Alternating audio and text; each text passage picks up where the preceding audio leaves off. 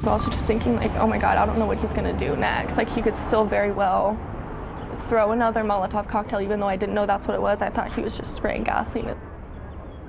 A witness there describing a fire attack in Colorado yesterday. The FBI says 8 people are injured. Now, investigators say the suspect used a makeshift flamethrower on a crowd during a protest to raise awareness about Israeli hostages. NBC's Alice Barr has the latest. This morning, a painful recovery for 8 victims and an entire community after investigators say a man used a makeshift flamethrower and shouted "Free Palestine" during an attack in Boulder, Colorado, on a march calling for the return of Israeli hostages still held in Gaza. It is clear that this is a targeted act of violence, and the FBI is investigating this as an act of terrorism. Videos from the scene show a man shouting and waving bottles filled with some kind of liquid. Authorities now identifying the suspect as 45-year-old Mohammed Sabry Soliman.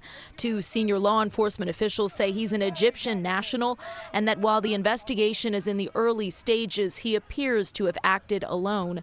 Police arrested him at the scene. And they immediately ran into a chaotic situation where a man was throwing Molotov cocktails and using other devices to hurt people.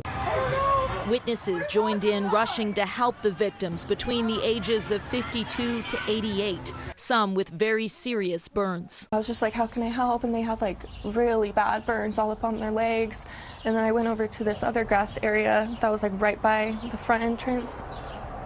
And there were some people, there was another lady on the ground with really bad burns on her legs, just like screaming. The attack follows the deadly shooting less than 2 weeks ago of 2 Israeli embassy staff members in Washington, D.C., after which investigators say the suspect shouted that he did it for Gaza. And as the war there between Israel and Hamas drags on, both anti-Semitic and anti-Muslim hate crimes are on the rise. In Washington, Alice Barr, NBC News.